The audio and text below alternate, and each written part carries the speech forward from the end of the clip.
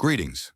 Today we delve into one of the most daring and pivotal moments of the Second World War, the Battle of the Bulge, fought in the snow-covered Arden Forest of 1944. An unexpected German offensive, supported by nearly 1,000 tanks, aimed to shatter the Allied lines and seize victory in the deadliest winter clash on the Western Front. But what if I told you that amidst these armored giants and brutal cold, a seemingly outdated weapon, designed to shoot down high-flying bombers, was about to turn the tide? Could a 90mm anti-aircraft gun, originally meant for defending the skies, become a ground-shaking force against the mightiest tanks the Germans had unleashed? How did the battered American troops, exhausted and undersupplied, manage to adapt quickly enough to counter this armored onslaught? And what secrets did the German High Command overlook in their rush to victory? All these pieces form a complex puzzle. How did ingenuity, improvisation, and resilience emerge as the true weapons of war on this frozen battlefield?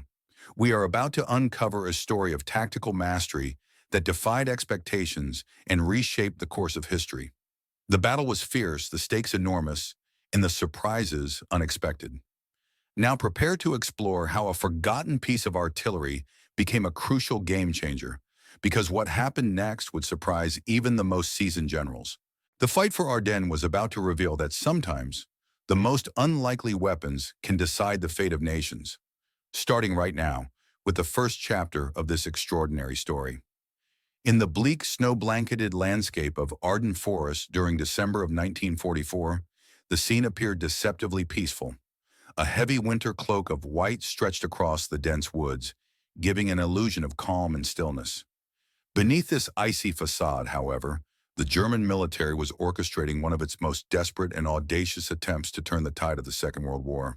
Adolf Hitler, recognizing that the war was nearing its final stages, launched a surprise offensive, an operation that would later be remembered as the Battle of the Bulge, aiming to carve a decisive breakthrough through the Allied lines, seize the vital port of Antwerp, and perhaps coerce the Allies into a negotiated peace on terms favorable to Nazi Germany.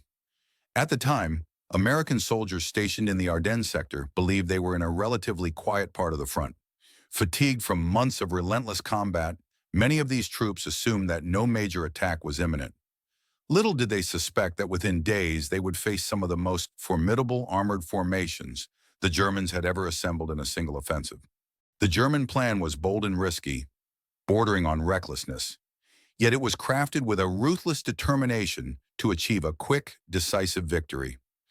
Over 200,000 German soldiers, supported by nearly 1,000 tanks and assault guns, advanced through the dense, snow-covered woodland, their engines roaring and tracks crushing the frozen earth beneath them.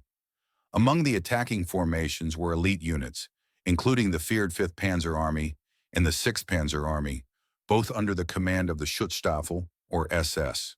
These formidable formations were tasked with punching through the thinly held American defenses along a narrow front. The Germans deployed their most powerful armored vehicles, notably the Panther tanks and the colossal Tiger II tanks, also known as King Tigers, each boasting frontal armor up to 150 millimeters thick. This formidable armor was far beyond the capability of most Allied anti-tank weapons to penetrate, making these tanks a terrifying threat on the battlefield. The Germans believed that their steel behemoths, combined with the element of surprise and the bitter winter weather, would allow them to break through American lines swiftly and decisively. They envisioned that the cold, snow-laden terrain would hamper the enemy's ability to respond effectively. On the American side, however, the defenders were stretched thin and exhausted. Many units manning the Ardennes front were composed of inexperienced troops or soldiers still recovering from earlier battles. Supplies were scarce, morale was fragile, and the rugged terrain was ill-suited for rapid reinforcement or counterattack. Despite these disadvantages, the Americans possessed a surprising and unconventional asset, weaponry not originally designed for anti-tank combat. Among these were the 90mm M1 anti-aircraft guns, which had been developed primarily to counter high-flying Luftwaffe bombers. These weapons featured long barrels, high muzzle velocities, and sophisticated fire control systems that made them among the most effective anti-aircraft artillery in the Allied arsenal. Few expected, however, that such guns would be used against enemy tanks, especially when positioned to fire horizontally across snow-cloaked roads and forest clearings. As the offensive kicked off on December 16th, the weather conditions played directly into the Germans' hands. Heavy cloud cover grounded Allied aircraft, preventing reconnaissance missions and close air support, both of which had been critical in disrupting German advances in previous campaigns. German armored columns rolled forward through the silent, snow-covered woods, their engines and tracks echoing ominously in the winter silence. American infantry units, caught off guard and unable to quickly reinforce the front lines, were forced into hasty retreats, causing the line to bend dangerously under the weight of the surprise assault. Yet, amid the chaos, some officers recognized that desperation demanded ingenuity.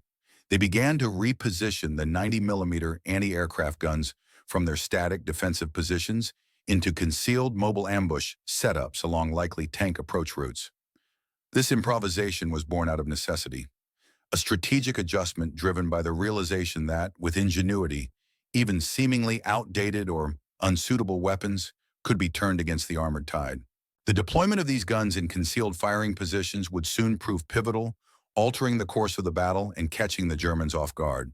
The Ardennes campaign thus became a brutal crucible where doctrine, engineering ingenuity, and raw courage converged.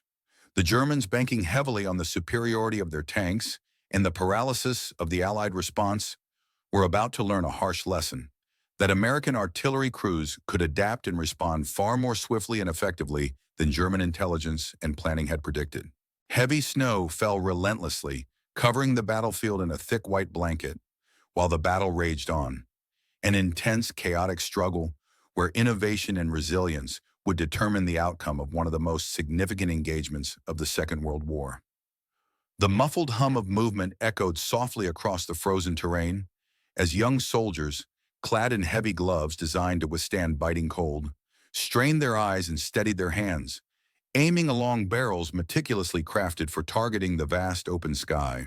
These men, in the midst of a tense standoff, had trained tirelessly for moments like these, yet their focus was now shifting from the clear blue to the shadowy outline of distant trees, where the enemy's armored vehicles were expected to emerge from the cover of darkness. The scene was set for a confrontation that neither side had fully expected or prepared for: an unlikely clash between anti-aircraft artillery and heavily armored ground forces. For the German High Command, the Ardennes region represented their last desperate chance to claw back the strategic advantage on the Western Front. It was a critical juncture, a final gamble to turn the tide of the battle in their favor.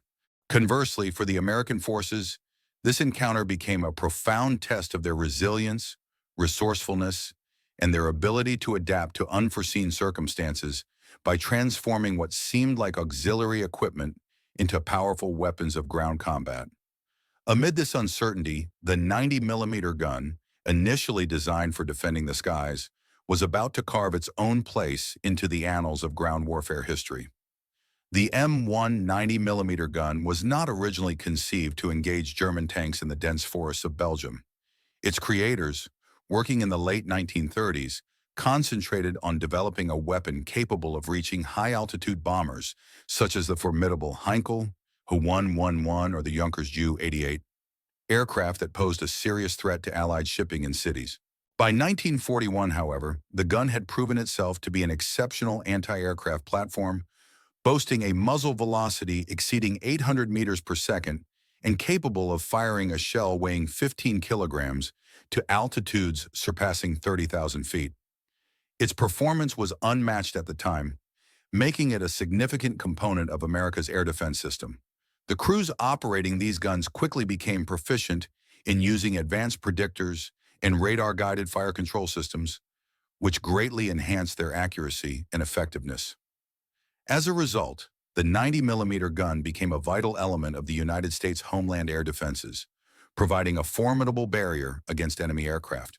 As the war expanded into Europe, American divisions deployed these heavy weapons overseas, where they remained portable yet heavy, often requiring powerful prime movers to transport them across rough terrain. They were typically stationed near supply depots, busy ports, and key road junctions, places where they could be quickly mobilized to defend against Luftwaffe air raids. Most commanders viewed the 90 millimeter gun purely as an anti-aircraft asset, rarely considering its potential to serve as a ground attack weapon. Yet its inherent characteristics hinted at a different possible role. The gun's long barrel and high-velocity shells suggested that it could penetrate armor far better than standard American tank guns, such as the 75 millimeter mounted on early Shermans or even the more modern 76 millimeter variants. When armor-piercing shells were used in testing, results demonstrated that the gun could breach more than 120 millimeters of armor at 1,000 meters, an achievement approaching the protection levels of German Panther tanks. Before the Battle of the Bulge, some American units had already begun to experiment with employing the 90 millimeter gun against ground targets. During campaigns in Italy in 1943 and 1944, isolated batteries occasionally fired on bunkers or used indirect fire against entrenched positions, often with devastating success. These early efforts showed that, with suitable ammunition, the gun could be a powerful anti-armor tool.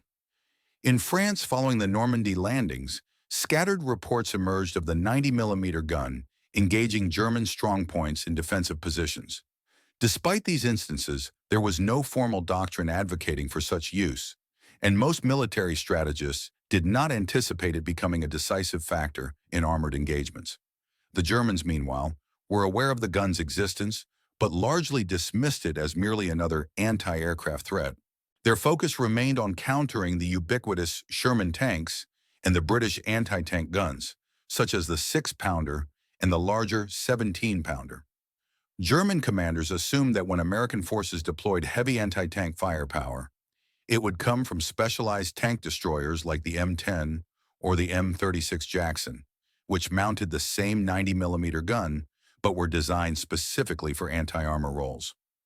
What the Germans failed to anticipate, however, was that the 90 millimeter gun's high-velocity shells, combined with their increasing armor-piercing capabilities, could be used effectively against the very tanks the Allies sought to destroy. As the conflict progressed, this unexpected versatility began to emerge on the battlefield, challenging conventional expectations and forcing German forces to reconsider their assumptions about American firepower. The ingenuity of American forces was vividly demonstrated in their resourceful use of towed anti-aircraft artillery, which they adapted as makeshift but highly effective anti-tank weapons during critical moments of the Ardennes campaign. Often, these guns were strategically positioned behind road embankments or nestled at crossroads, key terrain points where advancing German armored units would inevitably seek to break through.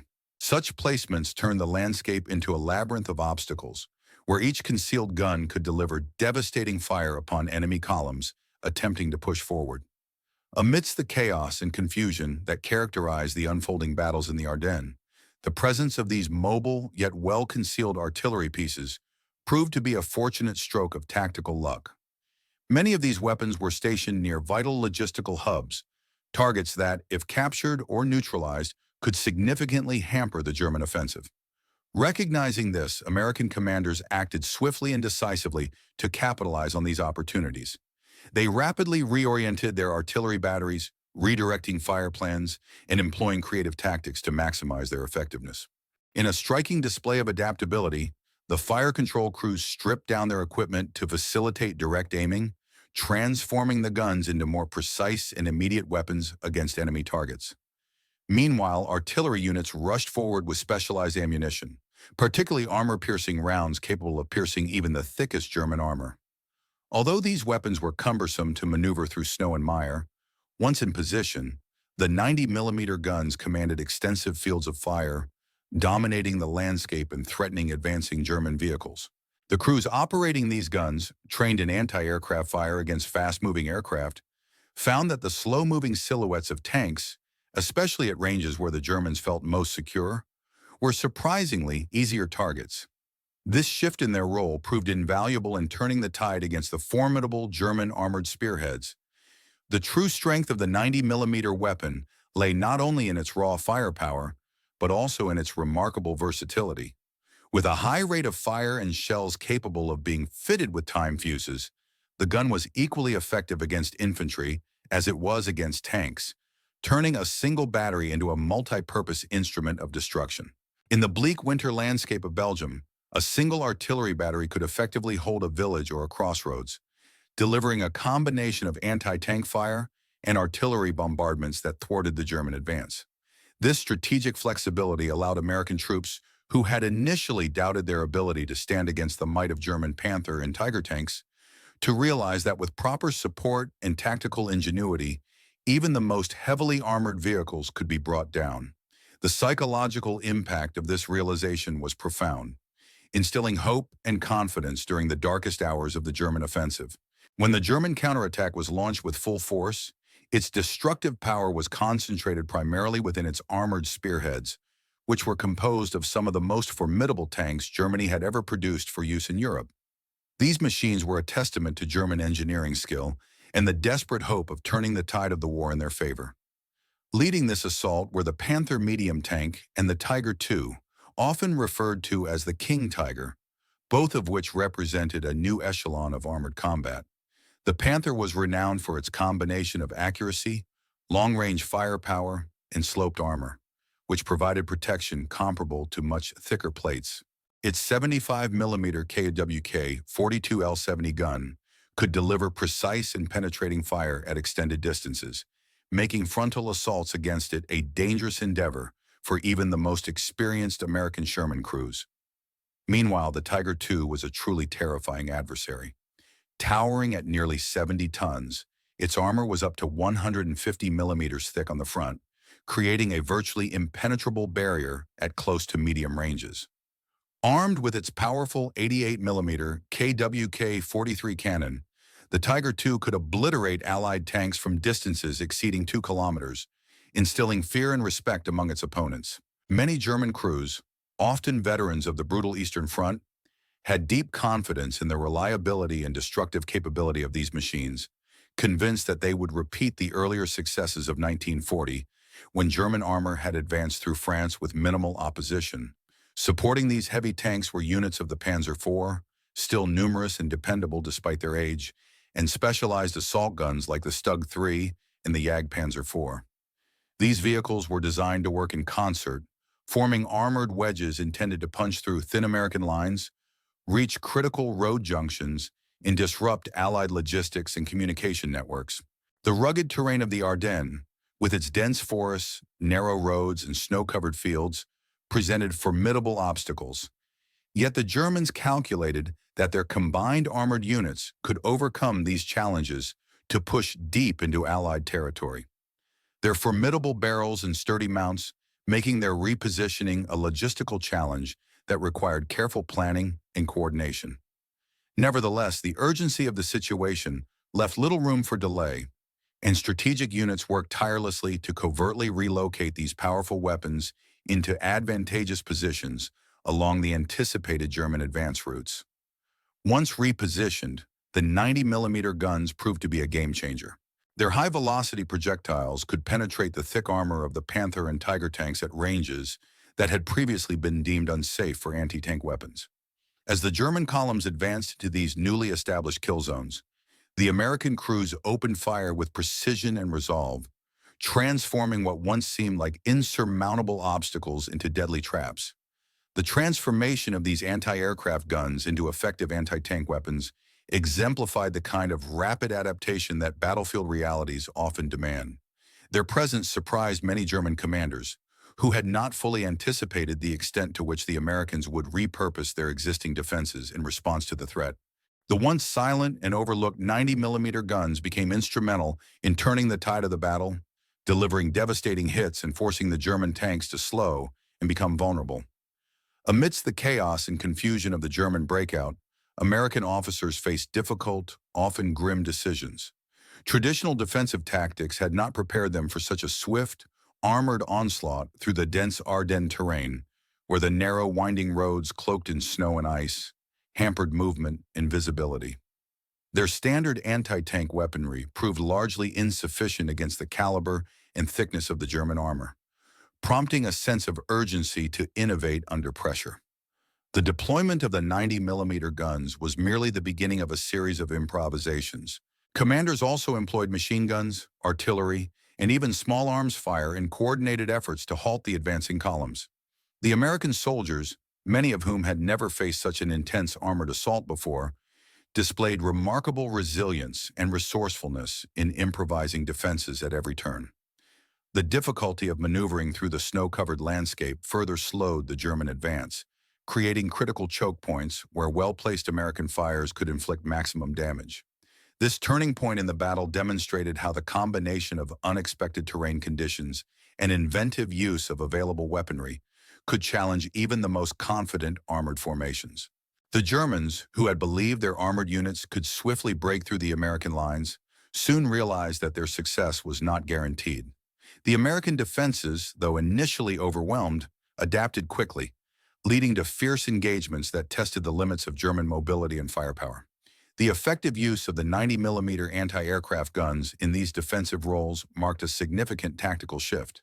It underscored the importance of flexibility and ingenuity in warfare, where no plan survives contact with the enemy unscathed.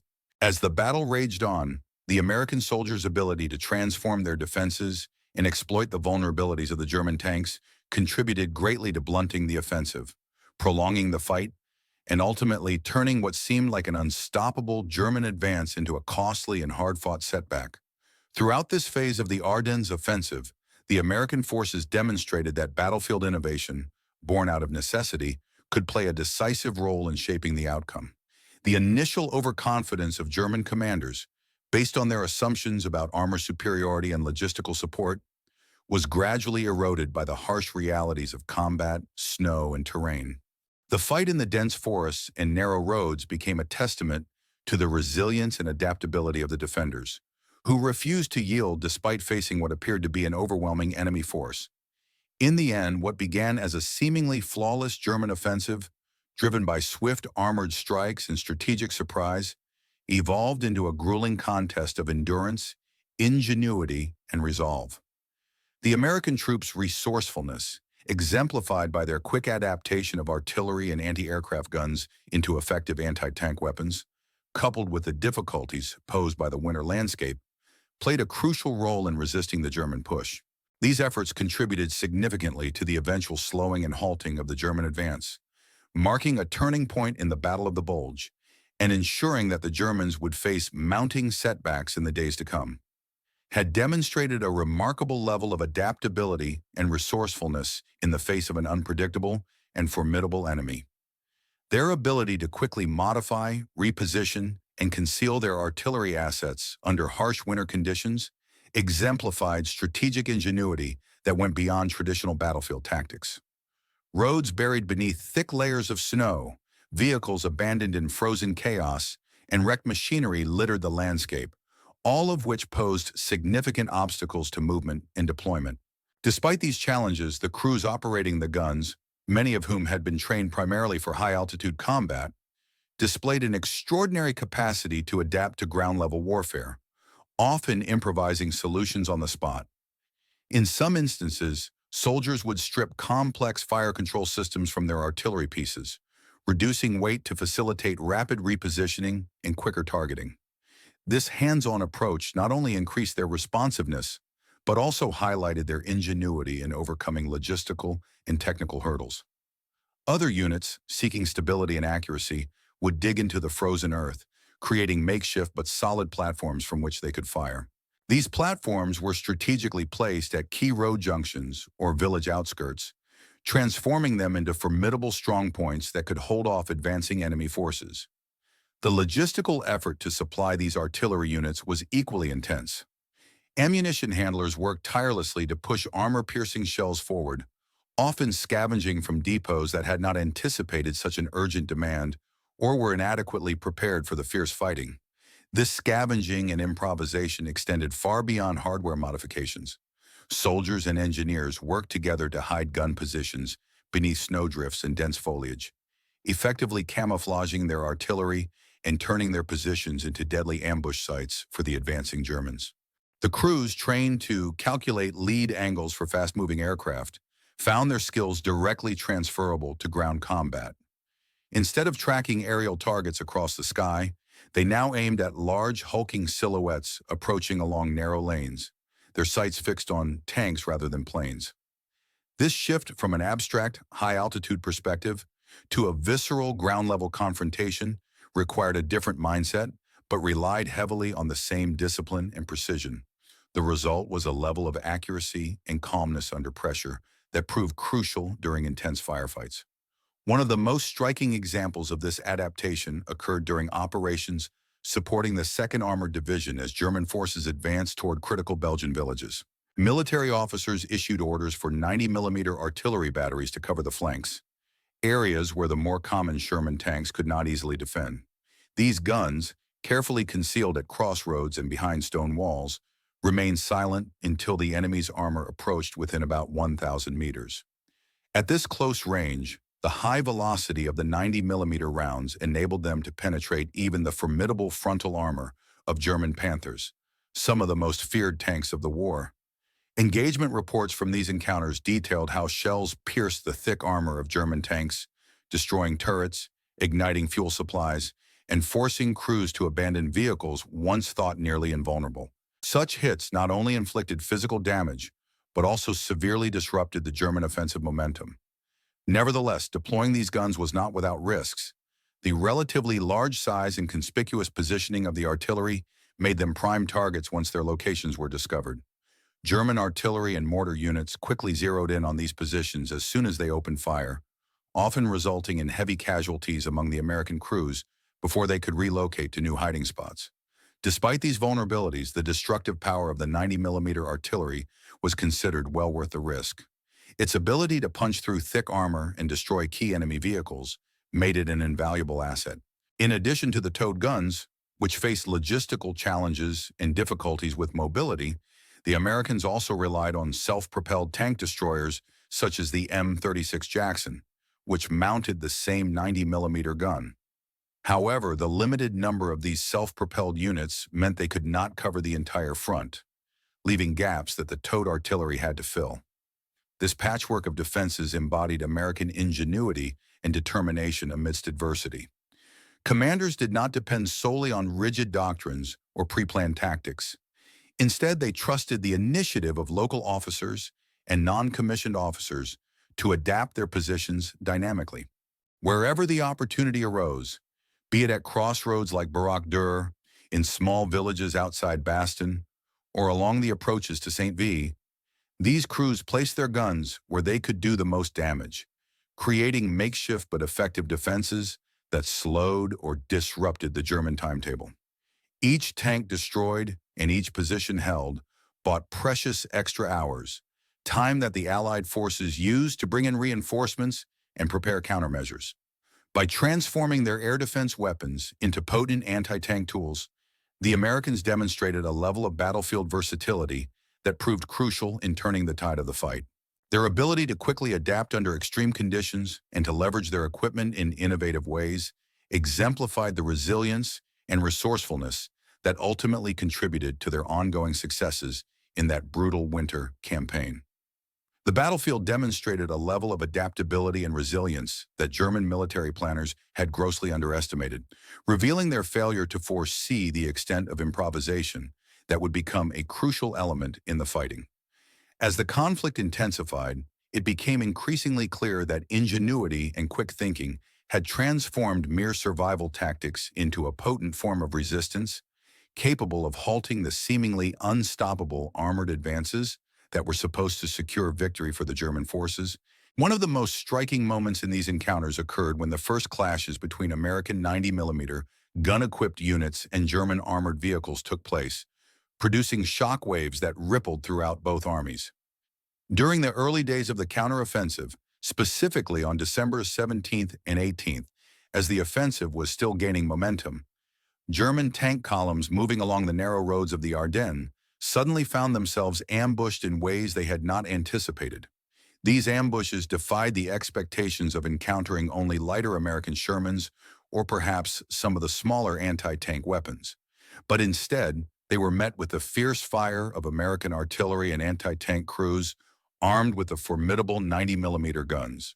The Germans were taken aback when their highly regarded Panther tanks and Tiger IIs burst into flames after being struck by well-placed shots. Eyewitness accounts from the surviving crews paint a vivid picture of these harrowing moments. Near villages such as Krinkel and Rosherath, which lay in the path of the elite 12th SS Panzer Division, American gunners expertly concealed their 90mm pieces behind piles of rubble and dense hedgerows, waiting patiently for German armor to advance. When the German tanks attempted to push forward, they were met with devastating fire at ranges between 700 and 800 meters. Shells struck the sides of the Panthers, penetrating their sloped armor with ease, and at closer distances, shots also shattered the frontal viewing glasses of the tanks, leaving the crews exposed and vulnerable. As the tanks burned and their crews abandoned their vehicles, supporting infantry found themselves suddenly exposed to American firepower, forcing some to dive into the snow for cover amidst the chaos. This stark reality challenged the promises made by German officers, who had assured their men that their armor was invulnerable and that their advance would be unstoppable. The horrifying sight of American anti-tank guns destroying the vaunted German tanks shattered this illusion, forcing commanders to confront the fact that American firepower had been underestimated and now revealed an unexpected edge. Similar scenes unfolded around St. Vith, where the armored spearheads of the 5th Panzer Army collided with hastily constructed American defenses, reinforced with 90mm guns. In one notable engagement, an American artillery battery managed to knock out half a dozen German tanks in a single fight, causing the remaining enemy vehicles to withdraw and seek new positions for regrouping. German tank crews who had trained themselves to brush off lighter weapons and believed their armor provided near-impenetrable protection began to grasp the mortal danger of remaining in exposed positions. In response, some units resorted to deploying smokescreens and utilizing artillery barrages to obscure their movements, hoping to escape the deadly accurate fire of the American guns. However, even these measures were not always sufficient, as the high-velocity projectiles from the American weapons proved deadly precise, piercing through their armor and glass at close range. For the American defenders, these encounters served as a significant morale booster. Soldiers who had previously felt helpless against the imposing silhouettes of tigers and panthers now saw their firepower turn the tide, witnessing the destruction of these formidable tanks before their eyes. Infantrymen, whether hiding in foxholes or manning roadblocks, reported cheering as massive German tanks ground to a halt, their turrets blown open or crews bailing out into the snow-covered landscape. The realization spread swiftly among the ranks. With the effective use of these 90mm guns, even the heaviest German armor could be rendered useless and halted in its tracks. The psychological impact on German units was equally profound. Rumors circulated among the troops that the Americans had secretly developed new superweapons. Some believed the guns were British 17-pounders or experimental prototypes hurriedly rushed into combat. In truth, the weapons were simply modifications and improvements of existing artillery and anti-tank guns. But the aura of secrecy and surprise surrounding their deployment magnified their perceived effectiveness. Tank commanders, who had once been confident in their ability to break through lightly armed American lines, found themselves increasingly cautious, hesitant to commit their heavily armored units without considering the formidable firepower they now faced. As the fighting continued, this evolving dynamic of American adaptability and German surprise tactics profoundly influenced the course of the battle, marking a turning point that underscored the importance of innovation and resilience in warfare. The momentum of the Ardennes offensive was rapidly dissipating, and the relentless pressure that had initially driven the German push was beginning to falter. The evidence on the battlefield was hard to deny. Roads were strewn with the wreckage of defeated German tanks, some still smoldering amid the fresh blanket of snow that had recently fallen, creating a bleak, icy tableau of destruction. American engineers, quick to seize opportunities for innovative defenses, sometimes repurposed these battered hulks into impromptu barricades, effectively impeding the advance of enemy columns and forcing them into slower, more vulnerable formations. Later, German prisoners would express their surprise over the intensity and effectiveness of the ground fire they encountered, explaining that they had never anticipated such fierce resistance from anti-aircraft units, which had been swiftly adapted for ground defense. What initially started as a desperate improvisation, using available weapons and terrain, soon evolved into a recognized and strategic method of resistance. This tactic was widely adopted wherever the American forces could deploy their formidable 90mm anti-tank guns. The first instances of these weapons making a significant impact amid the snow-covered landscape marked a pivotal moment in the battle. While these defensive measures did not immediately halt the German offensive entirely, they demonstrated to both sides that the seemingly invincible German armored spearheads were vulnerable after all. This revelation shattered the myth of the unstoppable German panzer divisions, which had been regarded as nearly invincible before these encounters. American adaptability and resourcefulness in deploying their ground firepower gradually eroded the aura of invincibility surrounding the German tanks. Each subsequent engagement carried the weight of those earlier clashes, where the unexpected capabilities of the American defenses had turned the tide, often decisively. As the battle extended into the depths of December, the Ardennes campaign transformed into a grueling contest of endurance, with both sides fighting not just for territory, but for survival amid increasingly severe conditions. The German strategy relied heavily on rapid advances, aimed at breaking through Allied lines before the defenders could establish solid opposition. However, stubborn resistance at critical points transformed some villages and crossroads into formidable bastions of defense.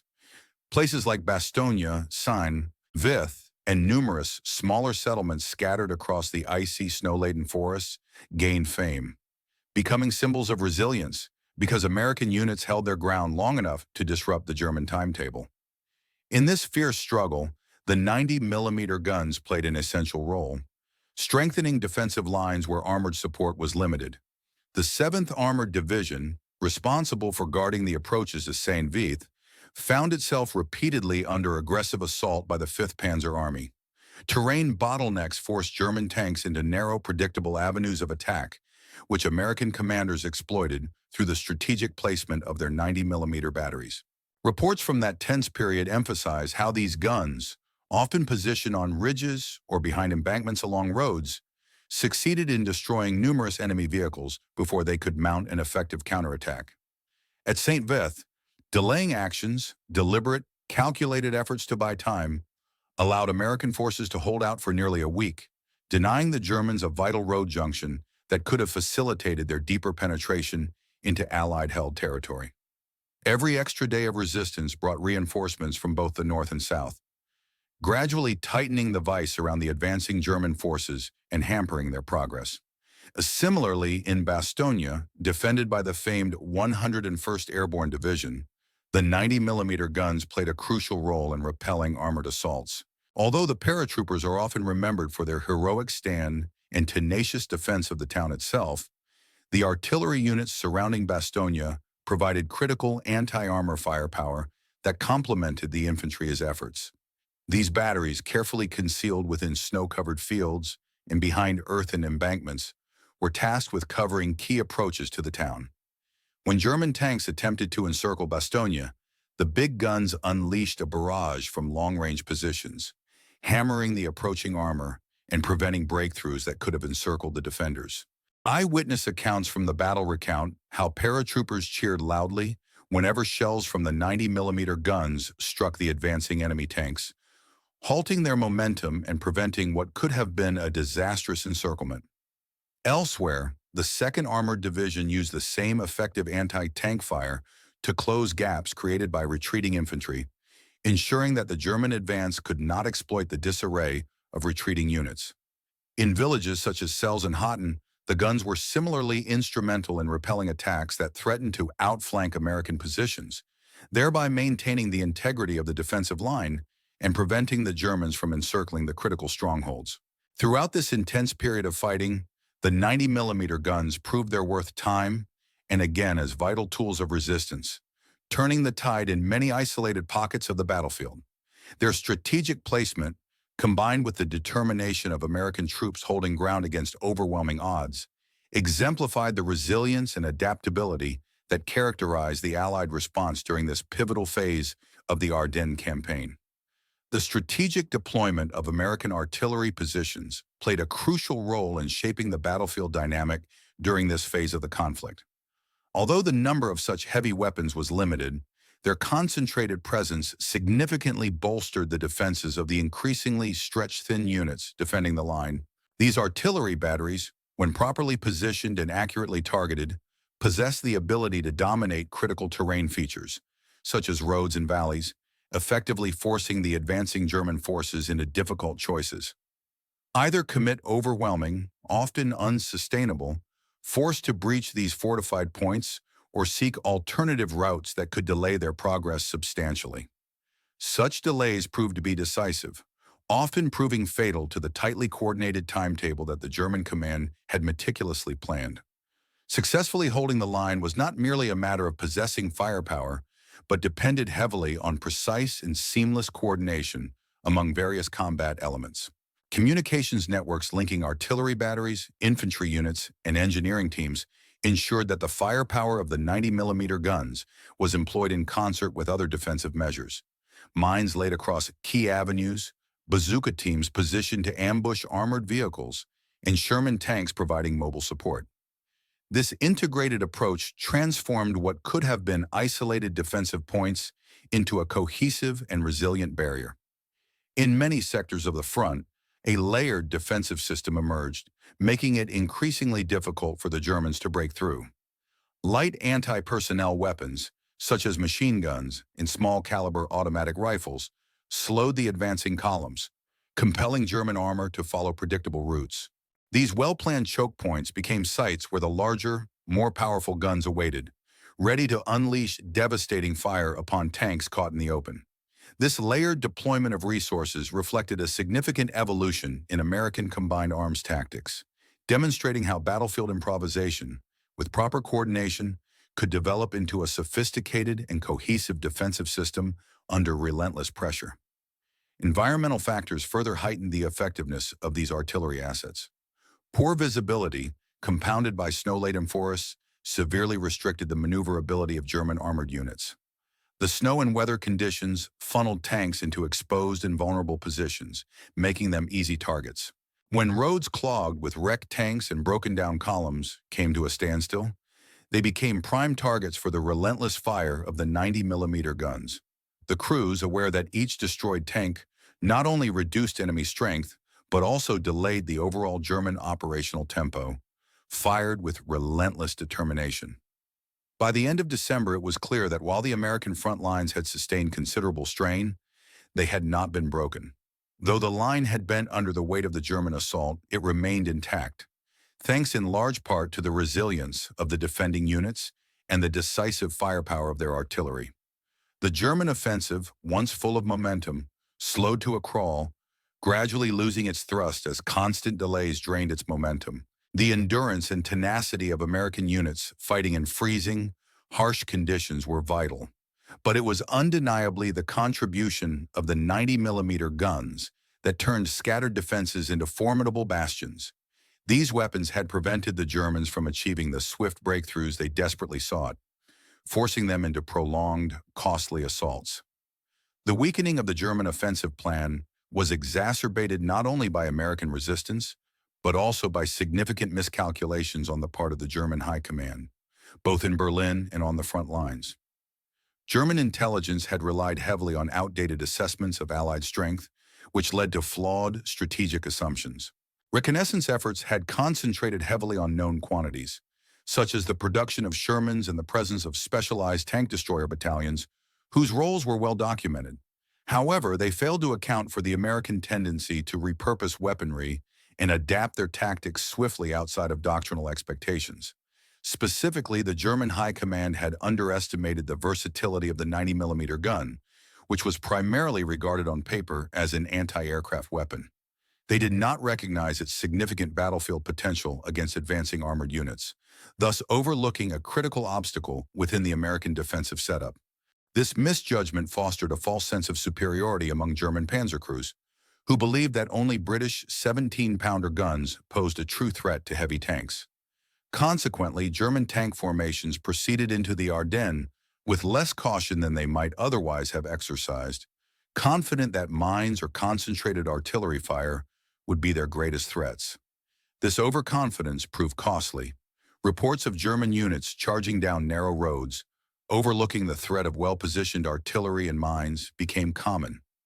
Many German formations behaved as if their armored vehicles were invulnerable, only to find themselves halted abruptly by burning wrecks and destroyed tanks littering the snow-covered landscape. These casualties, direct victims of the very weapons they had underestimated, highlighted how crucial the American artillery, particularly the 90mm guns, had become in shaping the outcome of the battle. In the end, the relentless firing of these guns, combined with effective coordination and an understanding of environmental constraints, turned the tide of the fighting. What could have been a swift and decisive breakthrough for the Germans was thwarted by a resilient, adaptable American defense capable of turning even limited resources. Logistical shortcomings significantly compounded the errors made during the Ardennes offensive, turning what was already a high-stakes gamble into an even more precarious endeavor.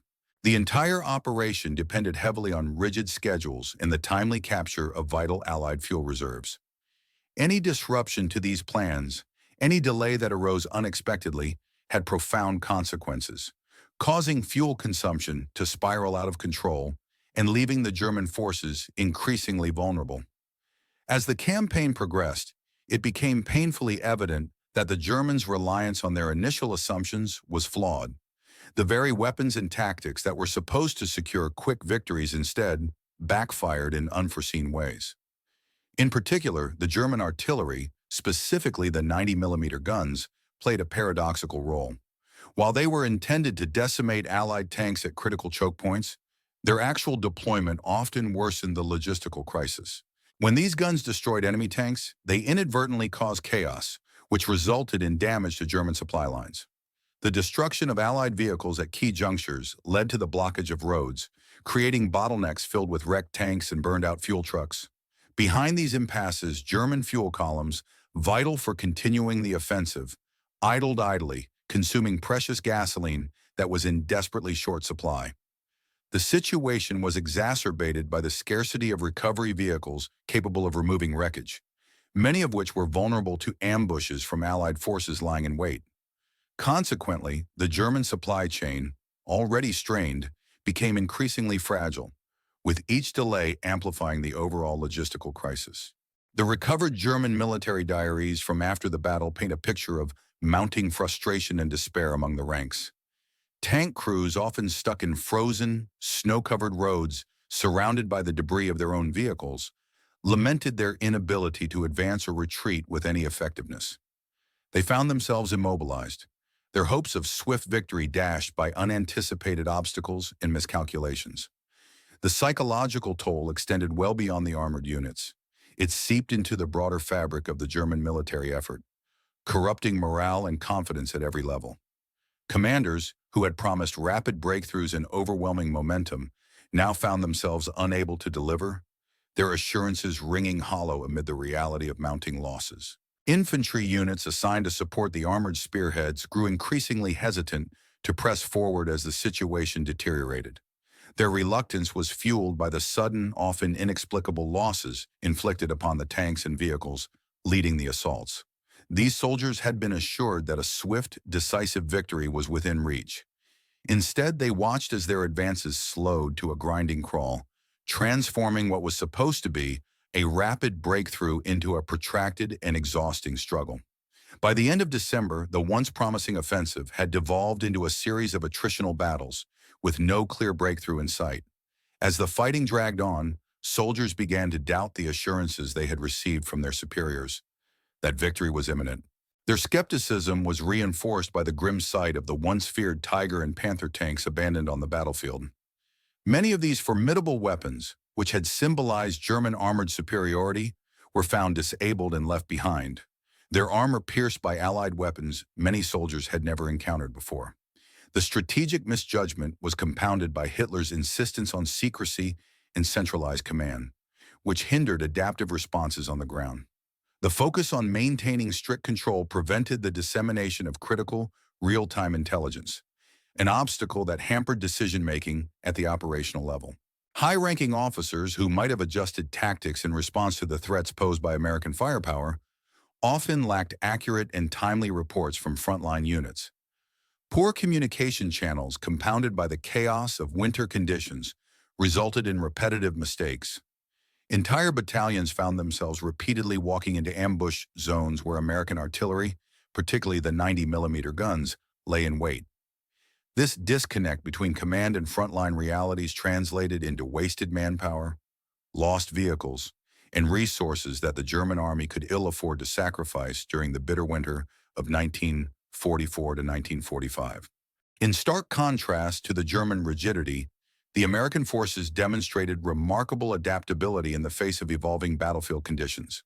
While the German military doctrine emphasized concentrated armored thrusts designed to punch through enemy lines swiftly, the Americans quickly learned to disperse their forces and reposition their artillery to avoid predictable assaults. By the time German tank commanders realized the full extent of the threat posed by the American 75-millimeter and 90-millimeter guns, the pattern of American tactics was already well established. The Americans had shifted their strategies, effectively neutralizing the German advantage in armor and forcing the Germans into a defensive posture. The defensive belts the Germans constructed around their salient, incorporating field fortifications, and the strategic placement of their 90-millimeter guns had become firmly entrenched. This, combined with the failure to adapt quickly, meant that the opportunity for a clean breakthrough, an operational success that could turn the tide, had vanished. The misjudgment regarding the versatility and the strategic use of American artillery marked just one of many errors in the broader Arden. During the intense fighting around the Battle of the Bulge, the 90-millimeter caliber anti-aircraft gun, originally intended for defending against aerial threats, proved to be an unexpectedly powerful and versatile weapon when repurposed as an anti-tank system. Its performance in the thick of combat demonstrated convincingly that high-velocity, large-caliber weapons, if employed with ingenuity, could decisively influence armored engagements, fundamentally altering the battlefield dynamics. This revelation was not merely a matter of tactical surprise, but also a catalyst for strategic reconsideration within the Allied forces. The aftermath of the operation laid bare some stark and sobering statistics. The German forces suffered the loss of nearly 600 tanks and assault guns, a toll that underscored the effectiveness of the Allied countermeasures. A significant portion of these vehicles was destroyed during encounters where the 90-millimeter fire played a pivotal role, often penetrating armor that was previously considered resistant to such weapons. Detailed after-action reports, meticulously compiled by United States Army ordnance officers, highlighted the weapon's remarkable capabilities. Under favorable conditions, the 90-millimeter gun demonstrated the ability to penetrate the frontal armor of formidable German tanks, such as the Panther, and on occasion, even the feared Tiger II, which had long been the bane of Allied armored operations. This was a startling development for frontline soldiers, many of whom had been conditioned to believe that only the might of Allied air superiority or overwhelming artillery concentrations could neutralize Germany's heavy armor. The success of the 90-millimeter in these critical moments shattered this misconception, providing tangible proof that well-placed anti-tank fire from a relatively smaller caliber weapon could hold its own against the most heavily armored adversaries. Such insights proved to be a watershed in armored warfare doctrine, extending their influence beyond immediate tactical gains to reshape military thinking about anti-tank weaponry. In the months following the Battle of the Bulge, the success of the 90-millimeter gun served as a decisive validation of the decision to install it permanently on specific armored vehicles. Notably, the M36 Jackson tank destroyer was equipped with this weapon, and later the more advanced M26 Pershing heavy tank also carried a 90-millimeter main gun derived directly from the same effective firing system. When the Pershing made its first combat appearance in early 1945, it was armed with this formidable 90-millimeter gun, which had already demonstrated its battlefield prowess in the Ardennes. The adoption of such weaponry marked a clear shift in American armored tactics and military doctrine, moving away from reliance solely on medium-caliber weapons toward an emphasis on matching and even surpassing the firepower of German tanks. The Germans, for their part, took notice of these developments. Interrogations of prisoners and captured documents revealed that German commanders were deeply surprised by the Americans' rapid adaptation and the effectiveness of their improvised anti-tank tactics. The presence of this unexpected anti-tank firepower began to erode the confidence of panzer units, disrupting their operational momentum. This was particularly ironic given that the Germans had long prided themselves on their innovative use of the 88-millimeter gun, which served both anti-aircraft and anti-tank roles with great success. Yet by late 1944, it was the Americans who had assumed the mantle of adaptability and tactical ingenuity, turning the tables in a war of technological and operational innovation. Beyond these technical and tactical lessons, the legacy of the 90-millimeter gun at the Battle of the Bulge illuminated a broader strategic theme of the conflict, that industrial flexibility combined with soldier ingenuity could outperform even the most imposing enemy designs. American artillery crews, often operating under harsh winter conditions with scarce rest, had demonstrated that the right weapon, used with precision and resolve, could blunt offensives intended to decisively alter the war's outcome. Their efforts delayed the advance of German spearheads long enough for reinforcements to arrive, ultimately contributing to the encirclement and defeat of Hitler's last major offensive in the West. In the subsequent years following the war, the reputation of the 90-millimeter gun continued to grow. It became the standard armament on American heavy tanks throughout the 1950s, influencing NATO's doctrines during the early Cold War period. The lessons learned in the Ardennes not only shaped tactical manuals, but also underscored a vital strategic principle: that no weapon should be restricted to a single role if circumstances demand flexibility. Veterans who had served with the gun recalled the Battle of the Ardennes as proof that adaptability was often as decisive as sheer numbers or technological superiority. The ability to think creatively about weapon employment, they argued, could determine the outcome of battles just as decisively as the strength of the weapons themselves. The story of the 90-millimeter gun during the Battle of the Bulge extends far beyond a simple tactical incident on the battlefield. It embodies a broader narrative about the unpredictable and often chaotic nature of warfare, where equipment and weaponry devised for specific roles can, under unforeseen circumstances, become the decisive factor in securing victory. For the German forces, this episode served as a stark and painful reminder that underestimating the ingenuity and adaptability of their adversaries could lead to disastrous consequences. The Allies, on the other hand, found in this event a powerful testament to the virtues of resilience, creative problem-solving, and unwavering determination, qualities that allowed them to withstand even the most intense and ferocious assaults launched by the formidable armies of the Reich.